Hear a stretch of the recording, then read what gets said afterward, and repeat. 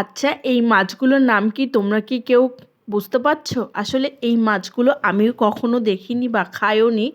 বলতে পারো এই ফার্স্ট আমি রান্না করলাম। প্রথমে তো খুব ঘাবড়ে গেছিলাম যে এই মাছ আমি কি করে রান্না করব।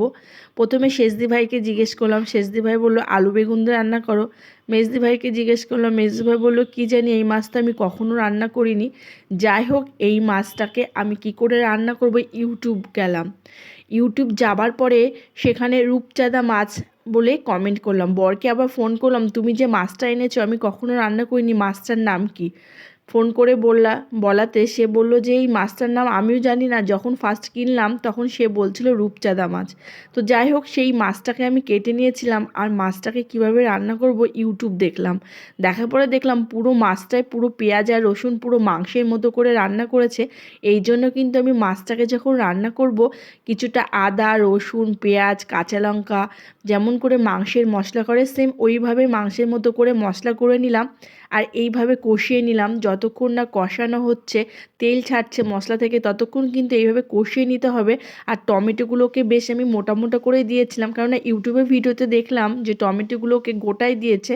আমি এখানে 4টে ভাগ করে দিয়েছিলাম। আর সাইডে মাংসে যেমন গরম জল দেয় সেম ওইভাবেই গরম জল বসিয়েছিলাম। আর এইভাবেই রান্না করলাম, কিন্তু খেতে সত্যি বলছি এই প্রথম আমি খেলাম। খুব একটা যে মন্দ তা না, ভালোই লাগলো খেতে।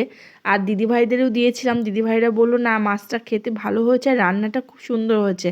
তো পুরো মাংসটা কিন্তু এইভাবে রান্না করেছি আর গরম জল করে নিয়েছিলাম, নিয়ে তারপরে কিন্তু কষানো হয়ে গেলে গরম জল দিয়ে দিয়েছিলাম একদম অনেকক্ষণ ধরে ফোটার পরে। কিন্তু যখন দেখলাম যে একটু গ্রেভি গ্রেভি হয়ে এসছে তখন কিন্তু ভাজা মাছগুলোকে এর ভেতরে দিয়ে দিয়েছিলাম। আর খেতে পুরো মাংসের মতোই টেস্ট এসেছিলো।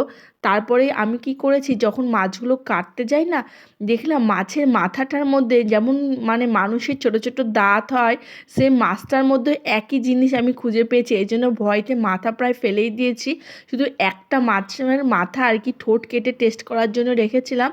তারপরে দেখতেই পাচ্ছ পুরোপুরি রান্না হয়ে গেছে। আর মিনিট পাঁচেক এইভাবে ঢেকে রেখেছিলাম ভাজা মাছগুলো দিয়ে। আর নামানোর আগে একটু ধনেপাতা দিয়েছিলাম। ধনেপাতাগুলো না এখন বাড়ির গাছের যেহেতু এখন অনেকটাই শক্ত হয়ে গেছে আর কি পাতাটা। তো এই হয়ে গেল রান্না।